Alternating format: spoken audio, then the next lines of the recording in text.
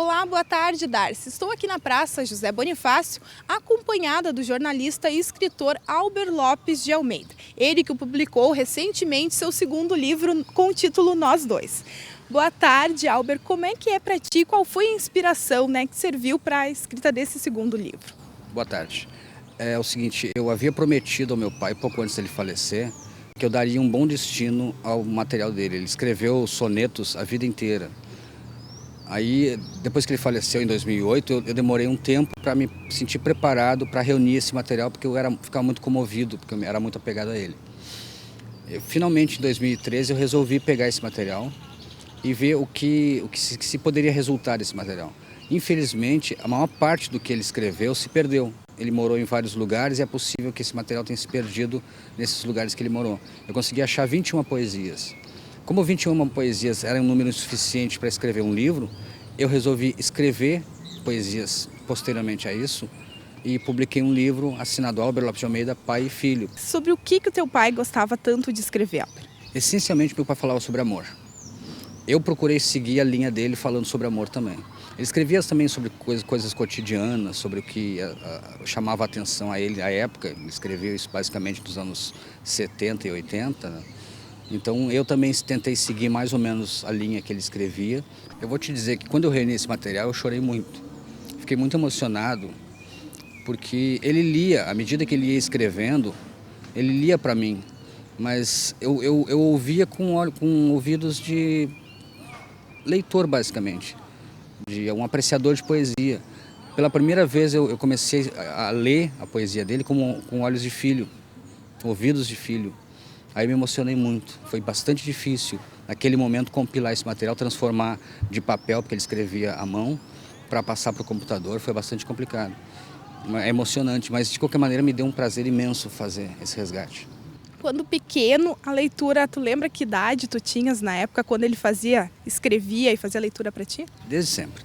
Desde 7, 8 anos de idade ele já lia as coisas dele para mim. E foi ele que me incentivou a começar a escrever. Inicialmente, por volta de 14, 15 anos, eu comecei a fazer poesia livre, aquela que não tem métrica, não tem rima. E era o que eu me identificava na época. Mas de tanto ouvi-lo recitar os poemas dele, que são sonetos, que é aquela coisa com métrica, com rima, marcada, eu comecei a me aventurar no soneto, inicialmente muito difícil de fazer, e hoje é uma terapia para mim, hoje é um hobby delicioso. Como falamos, esta é a tua segunda obra publicada. Já tivemos aí a publicação da Estética da Tristeza. Esse foi uma história de superação, né? Tu quer falar um pouquinho sobre isso e falar como que nasceu esse teu primeiro livro? Sim, em 2011, 2012, eu estava atravessando um período muito difícil, pessoal e profissionalmente. Eu entrei numa crise depressiva bastante dura e prolongada e como eu sou jornalista, a minha forma de, vamos dizer assim, exorcizar esses meus traumas, essas minhas angústias, é escrevendo. Basicamente eu fiz uma terapia por minha própria conta, escrevendo tudo aquilo que me afligia. Aí em 2013, no início de 2013, eu mostrei a um amigo esse material que eu escrevia, ele se apaixonou e disse, tu vai transformar isso num livro. Eu disse, não posso, isso é muito pessoal, é minha vida, estou abrindo meu coração para isso, eu não posso publicar isso. Não, tu tem que publicar. E tanto insistiu que eu resolvi me aventurar e foi um grande sucesso. Para quem está assistindo nesse momento, talvez não tenha associado, mas o Álber Lopes de Almeida contou a sua história, para a Lena Caetano durante a sua reportagem, onde ela falou sobre a síndrome de Tourette. Como é que é para ti ser portador dessa síndrome, Álber, e conseguir, desenvolver, hoje está fazendo palestras sobre o assunto? Sim, na época da escola, na infância, na adolescência, foi muito difícil, porque havia um desconhecimento muito grande a respeito do assunto, como hoje ainda há, de certo modo, bastante desconhecimento a respeito desse assunto. Então eu sofria bullying, o chamado bullying, na época não era esse nome, mas eu já sofria naquela época o chamado bullying. Meus colegas, as pessoas da minha faixa etária, me ridicularizavam, me criticavam, imitavam, era uma coisa bastante caricata, isso me deixava angustiado, atrapalhou muito a minha vida escolar, porque eu não sabia como lidar com isso, não sabia o que eu tinha. Eu fui descobrir com 35 anos o nome dessa doença e descobri que isso tinha tratamento. E, então, nesse período foi bastante turbulento para mim. Depois que eu descobri essa doença E eu comecei a me tratar, eu comecei a aprender a controlar os problemas. Os chamados tiques.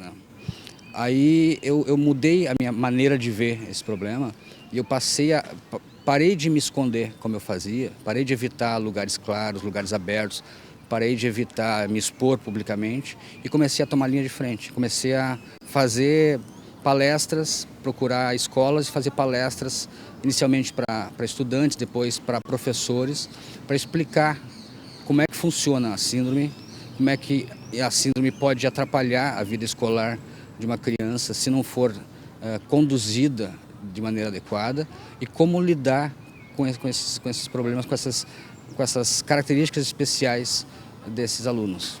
Tu fostes tão inteligente que utilizou isso a teu favor.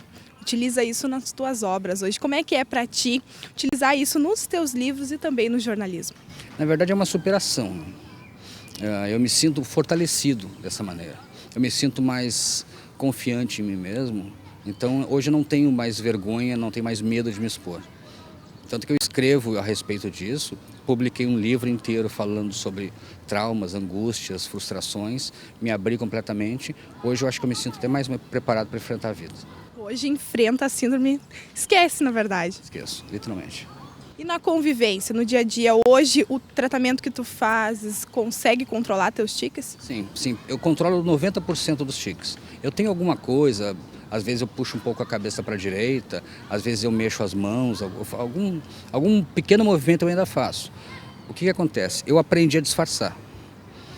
No caso das mãos, eu consigo apertar as mãos e consigo evitar que o tique fique muito aparente. Se eu viro a cabeça para a direita, eu mantenho a cabeça à direita como se eu estivesse olhando para alguma coisa nesse lado. Então, só quem me conhece muito de perto, quem convive comigo, nota isso. Na maior parte das pessoas não percebe isso. E da tua obra, Albert? Nós dois, então, queres ler uma das poesias que está?